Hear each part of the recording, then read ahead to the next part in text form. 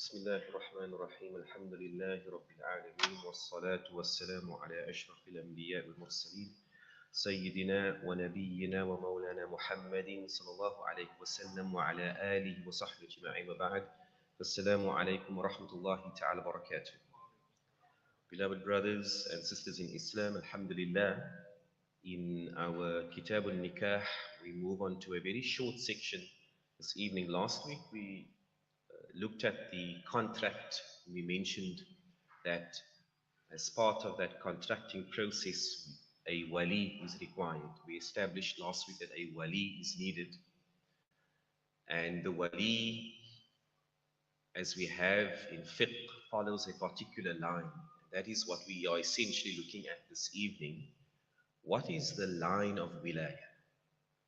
Who is the first person who qualifies to be the wali for the bride, for a lady? And this is very clear in fiqh, and especially when a lady wants to get married, it's very important that she follows this process. So the author, the Shaykh, writes about the line of wilayah.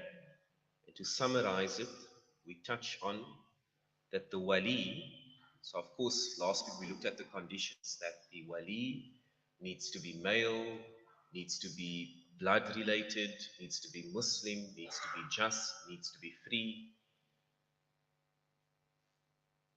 And then we explore what is the line of wilayah. So it starts off with the father of the lady. And the father of that bride, of that girl, can't be overlooked if he is still alive and he meets all those conditions.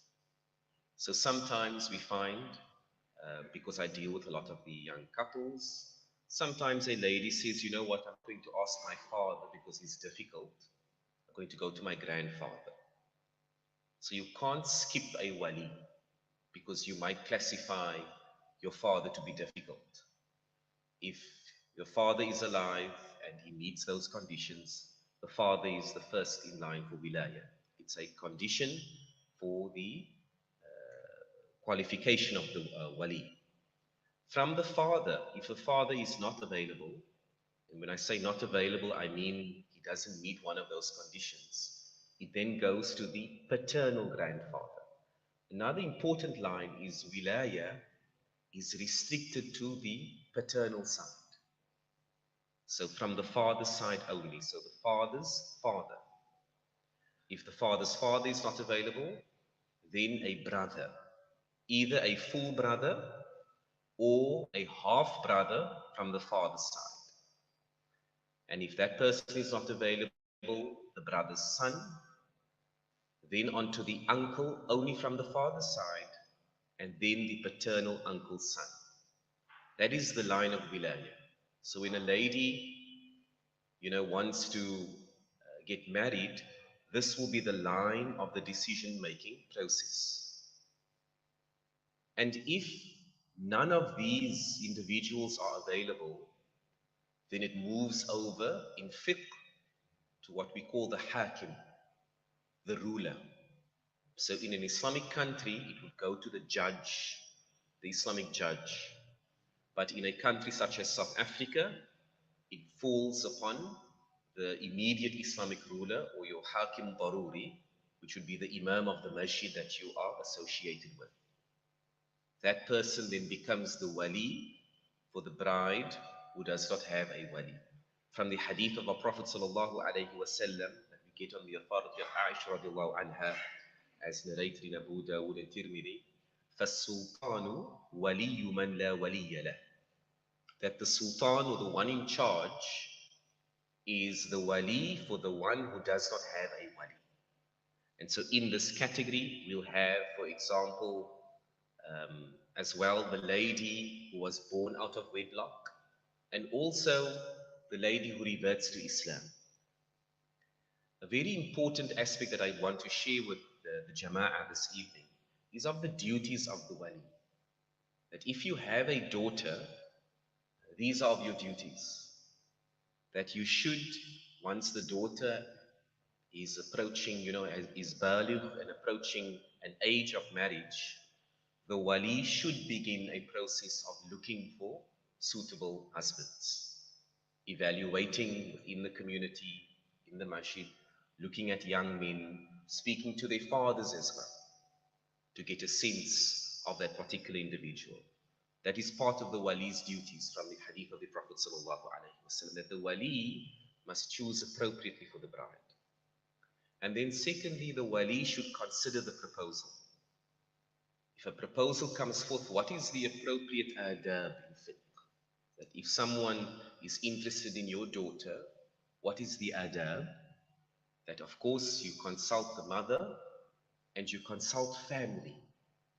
So you inform family that this young man is interested in, our little Aisha, whatever it might be. And then in that manner, the family also gets, included in the process. And then advice to the young men, inshallah. So many young guys ask me, at what point do we approach a wali if I'm interested in this girl? You approach the wali when you are serious about marriage. And you approach the wali so that the wali already consents to you being considered. So we live in a slightly warped society in that perhaps the guy chats to the girl first. He gets her contact on WhatsApp or whatever and he chats. It would be much better, far better, if the guy gets the permission of the wali, so that the wali is already comfortable and consents that, okay, you are a possible individual, and either I consent to you chatting to my daughter, yes or no. If the wali says no, you have to respect that. And if the wali ultimately consents to the proposal, that is excellent. But advice to the young brothers, get into the good books of the walis first, before the good books of the girls. Because the wali has to consent to your proposal. So we close, inshallah, and we conclude that for every nikah, a wali is needed. Secondly, the wali must qualify in the order that we get in fiqh. You can't jump to the grandfather or the uncle and you haven't actually consulted the father. In the same way, the girl, even if there's a very common scenario in our communities is perhaps the wali is no longer married to the mother, right? Perhaps there was a divorce and the wali lived separately.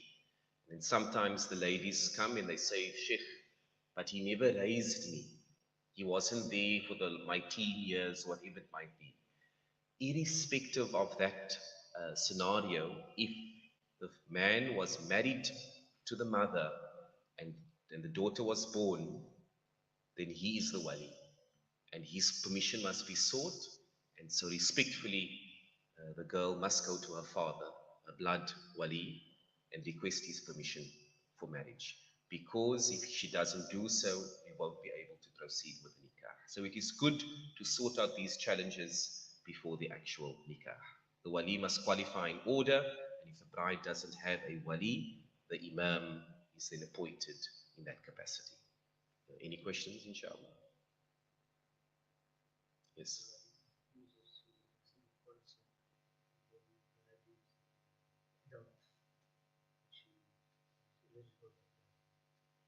A very good question, yes. So the question posed is, what if the wali doesn't consent to the nikah? So let's quickly explore on what grounds can a wali negate a proposal.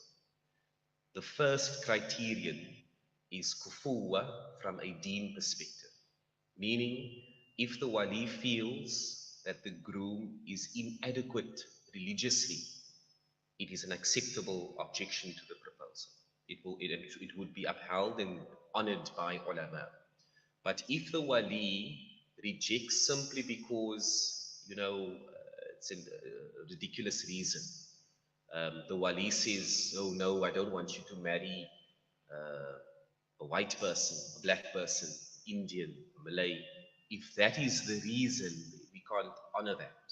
So then the bride should take it to the wali that follows it, but also take it to the ulama, the imam of the masjid, because they will need permission from an ulama council or the imam of the masjid to override the wali, and it has to be presented. So the bride would then, the lady would go to the imam, the alim, and say that my father is objecting to this nikah because he is racist, or whatever it might be. And of course, the wali would be called in and he needs to stipulate his reasoning for the objection. And if he cites, no, this man steals or he doesn't perform his salah, then the objection will be upheld. And of course, we can't transfer the wilayah. So it must be interrogated. Um, and often the walis, if they do object, from my experience, there's a sound reason for that. And it should go to the ulama, inshallah. جزاكم خيرا وصلى الله وسلم على